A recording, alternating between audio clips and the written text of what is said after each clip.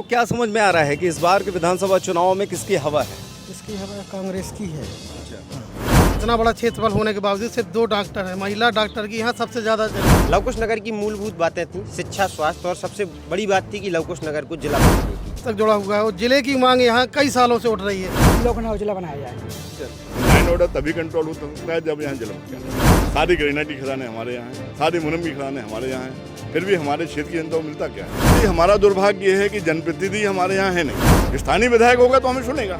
सरकार बीजेपी की रही है और विधायक कांग्रेस का रहा है। नहीं, विधायक का चेहरा बदला जाएगा।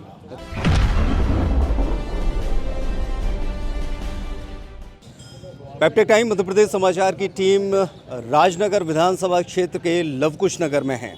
हम राजपाट के अंतर्गत आज लोगों से बात करेंगे कि आखिरकार इस विधानसभा क्षेत्र के प्रमुख मुद्दे क्या हैं और आगामी राजनीतिक परिदृश्य को लेकर, यानी कि आगामी विधानसभा चुनाव 2023 को लेकर आखिरकार किस तरफ जनता का रुख है, यानी कि कुल मिलाकर हवा किसकी है। तमाम मुद्दे इस क्षेत्र से जो जुड़े हुए हैं उन पर हम आम जनता की राय जानेंगे। इसके साथ ही साथ हमारे साथ और जो जनप्रतिनिधि हैं उनसे भी बात करेंगे। लेकिन सबसे पहले हम बात करते हैं जावेद से कि वो संक्षिप्त में हमको बताएं कि यहाँ बेसिक जो राजनगर क्षेत्र की जो समस्याएं हैं, जो प्रमुख मुद्दे हैं, वो कौन से हैं। यहाँ जो प्राथमिक है, एक तो अपने यहाँ सबसे बड़ी स्वास्थ्य से लेकर है, जहाँ इतना बड़ा क्षेत्रफल होने के बावजूद सिर्फ 2 डॉक्टर हैं। महिला डॉक्टर की यहाँ सबसे ज़्यादा ज़रूरत है। ये मांग कई सालों से यहाँ उठ रही है। दूसरी सबसे बड़ी मांग ये है कि ये जो क्षेत्र है जिले से लगभग 150 किलोमीटर दूर तक जुड़ा हुआ है और जिले की मांग यहाँ कई सालों से उठ रही है, जिस पर आज तक किसी प्रतिनिधि ने ऐसा कोई जवाब नहीं दिया कि ये जिला घोषित होगा या नहीं होगा। शिक्षा को लेकर भी ये है कि कई गाँव ऐसे हैं जहाँ सड़क नहीं है और बच्चे अनुभाग नहीं आ सकते हैं। ऐसी कई छोटी छोटी मुद्दे हैं। तो शिक्षा से जुड़ा मुद्दा हो गया, स्वास्थ्य से जुड़ा मुद्दा, और आज़ादी के 70-75 साल बाद भी जैसे कि जावेद ने कहा, सड़क का मुद्दा अभी भी जीवित है। यानी कि आप अंदाज़ा लगा सकते हैं कि हम कितने पिछड़े हुए क्षेत्र में, पिछड़ी हुई विधानसभा क्षेत्र में यहाँ पर आकर लोगों से बात कर रहे हैं। आम जनता से बात करेंगे, बहुत सारे युवा हमारे साथ मौजूद हैं, उनसे बात करेंगे कि आखिरकार आपके क्षेत्र की प्रमुख समस्याएं क्या हैं और इसका निदान कैसे हो सकता है। क्या नाम है आपका? नितिन लिच्छारिया। नितिन, बताएं कि राजनगर विधानसभा क्षेत्र से आप ताल्लुक़ रखते हैं, क्या ऐसी प्रमुख समस्याएं हैं जिनको लेकर हमेशा आवाज़ उठती रहती है? सबसे पहले तो पैप्टिक की पूरी टीम को बहुत बहुत बधाई कि उन्होंने इस प्रकार के कार्यक्रम को लवकुश नगर में हमारे रखा। लवकुश नगर की मूलभूत बातें थी शिक्षा, स्वास्थ्य और सबसे बड़ी बात थी कि लवकुश नगर को जिला बनाने की, जिसको लेकर कम से कम 25 वर्षों से 2 दशक से ऊपर हमारे सभी बुजुर्ग, हमारे बड़े भाई, युवा साथी मांग करते आ रहे हैं। लेकिन किसी भी पार्टी के किसी भी नेता के कानों में जू नहीं देंगी। किसी ने भी ये नहीं कहा कि हम आपके जिला के साथ समर्थन में अपने जनप्रतिनिधि से ऊपर बात की। हमेशा जो युवा मांग करते हैं उनके ऊपर रोक टोक, उनके ऊपर प्रतिबंध लगाने के प्रत्यक्ष व अप्रत्यक्ष रूप से प्रयास भी किए जाते हैं। इसी तारतम्य में रही बात शिक्षा की, तो शासकीय महाविद्यालय लवकुश नगर में बीएससी और एमए की कक्षाओं का नियमितीकरण होना था, जिसको लेकर वहाँ के छात्रों ने बहुत आंदोलन किए 3-4 वर्षों तक। और माननीय क्षेत्रीय सांसद बीडी शर्मा जी, जो अभी सत्ताधारी पार्टी के प्रदेश अध्यक्ष हैं, उन्होंने पत्राचार भी किया। उन्होंने उच्च शिक्षा मंत्री को पत्र लिखा कि हमारे महाविद्यालय लवकुश नगर में बीएससी और एमए की कक्षाओं का नियमित कर दें और एमएससी बीकॉम की कक्षाओं का प्रारंभ कर दें। लेकिन उच्च शिक्षा मंत्री ने उन्हें जवाब दिया कार्रवाई हेतु कि मैं आपके पत्र को प्राप्त हुआ, मैं कार्रवाई करवाता हूँ। लेकिन 3 साल होने के बाद भी आज भी महाविद्यालय के कोर्सों की स्थिति जस की तस है। और उन्होंने इस वर्ष मुख्यमंत्री के नाम भी एक पत्र लिखा, लेकिन कोई भी कार्रवाई नहीं। तो कहीं ना कहीं ये शून्यता की स्थिति बनी हुई है। हमें एक समुद्र के टापू के रूप में समझा जाता, हमें केवल वोटों की बैंक की प्रयोगशाला समझा जाता है। दूसरा मुद्दा था स्वास्थ्य का। युवाओं ने लंबे समय तक सिविल अस्पताल की मांग की, महिला डॉक्टर की मांग की, और महिला डॉक्टर आती हैं तो हमेशा बॉन्ड पर ही आती हैं। क्या 1 साल के बॉन्ड से यहाँ महिलाओं का स्वास्थ्य ठीक हो जाएगा? हमारे यहाँ सबकी माताएं बहनें होती हैं, सभी को निजी समस्याएं होती हैं, तो महिला डॉक्टर की सबसे बड़ी कमी सिविल अस्पताल। इसके अलावा आपने 2 बातें रख दी, हम आपसे भी बात करेंगे। ये 2 समस्याएं बता चुके हैं, इसके अलावा और क्या ऐसी चीज़ें हैं जिसकी ज़रूरत इस विधानसभा क्षेत्र को है या लवकुश नगर को? पहली मुद्दा है अस्पताल। सर्वप्रथम यहाँ स्वास्थ्य की डिलीवरी वाली जो समस्या है, यहाँ की जो गरीब जनता है, डायरेक्ट कोई भी महिला आती है उसको रेफर छतरपुर किया जाता है। पहले मुद्दा ये है।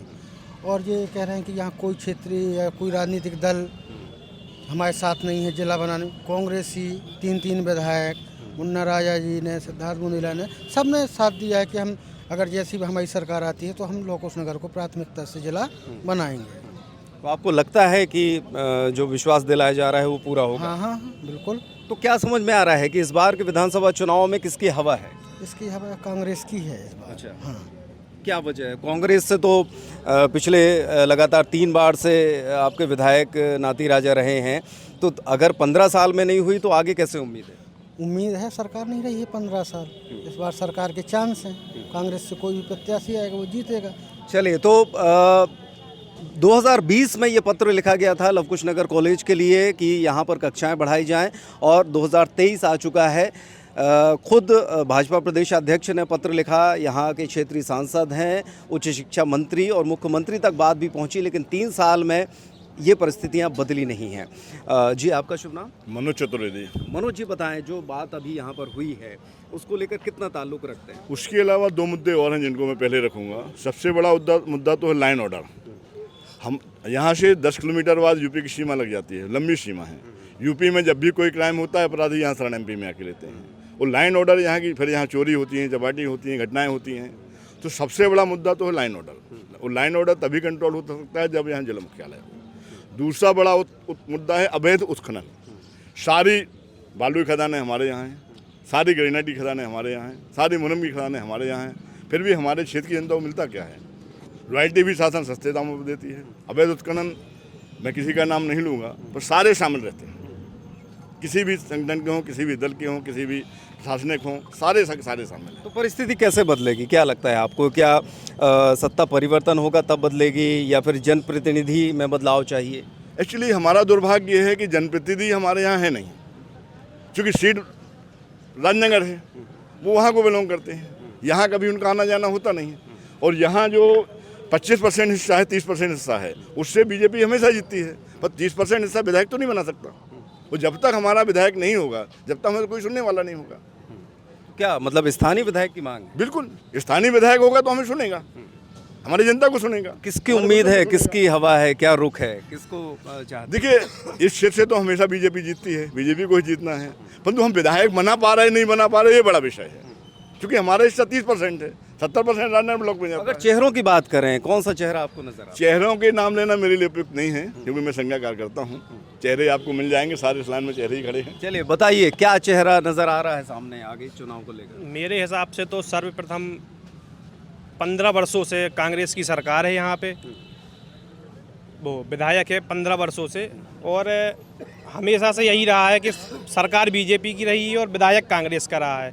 तो इस बार हम सभी युवाओं की मांग है कि भारतीय जनता पार्टी का विधायक यहाँ बने और विकास हो, यानी कि तभी विकास हो पाएगा।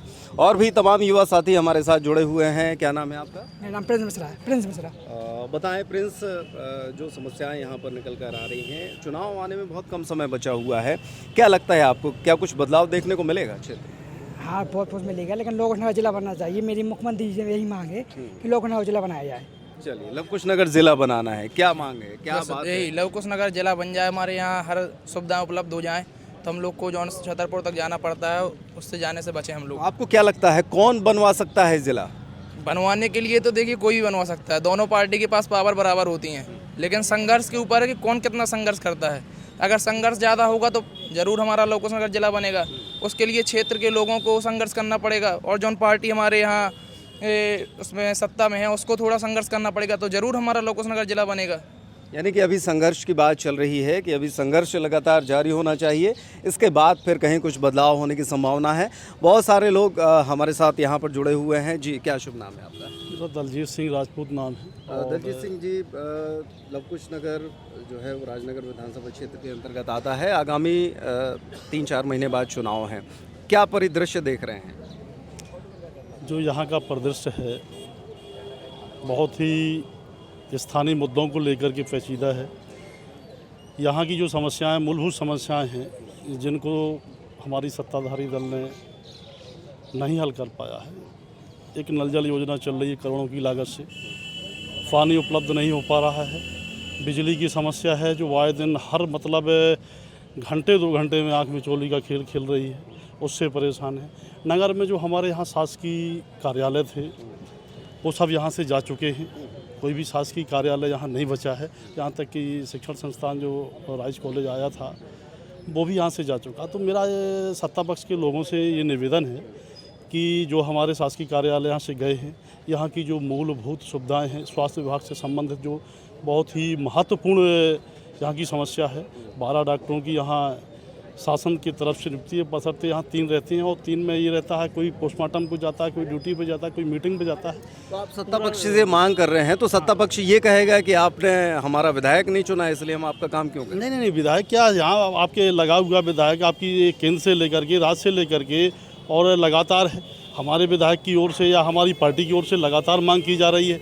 विधायक का अकेले विधायक का काम नहीं है, जो पार्टी सत्ता में होती है वो पूरे परिदृश्य को, पूरे आपका जो एमपी का है, हर डिस्ट्रिक्ट में, हर ब्लॉक में व्यवस्थाओं को, उनके जो सत्ता पक्ष के लोग होते हैं वो समस्याओं को भेजते हैं, उनका निराकरण सत्ता करती है जो सत्ता पे लोग बैठे होते हैं। मुझे ये बताइए कि जैसे चीज़ें जो यहाँ से चली गई तो सत्ता दे नहीं रही है लेकिन चीज़ें जा रही हैं, उसके लिए किसका दोष? उसके लिए मैं तो मांग कर रहा हूं, बार बार सत्ता पक्ष के लोगों से मांग कर रहा हूं कि रुकवाइए। जब यहां पर ऑलरेडी पहले से मौजूद हैं, यहां से जाने ही क्यों दे रहे हैं आप? यानी कि आपके जनप्रतिनिधि इतने सक्षम नहीं है कि चीज़ें रोक हाँ, बिल्कुल नहीं रोक पा रहे हैं, लगातार जा रही हैं। और जो यहाँ पर कार्यालय, जैसे आपका पीडब्ल्यूडी विभाग का कार्यालय है, यहाँ का जो एसडीओ वो कभी बैठता नहीं है, उसे कोई मतलब नहीं है। क्या लग रहा है 2023 परिदृश्य में कुछ बदलाव देखने को मिलेगा? बिल्कुल परिवर्तन होगा, यहाँ पर प्रदेश में भी परिवर्तन होगा। और आपका मैं तो चाहूँगा, नहीं, विधायक का चेहरा बदला जाएगा। अच्छा, यानी कि दूसरा नाम है कोई? हाँ, दूसरा नाम है। कोई? अब नाम तो पार्टी ही तय करेगी, लेकिन मैं यही कहूँगा कि चलिए यार।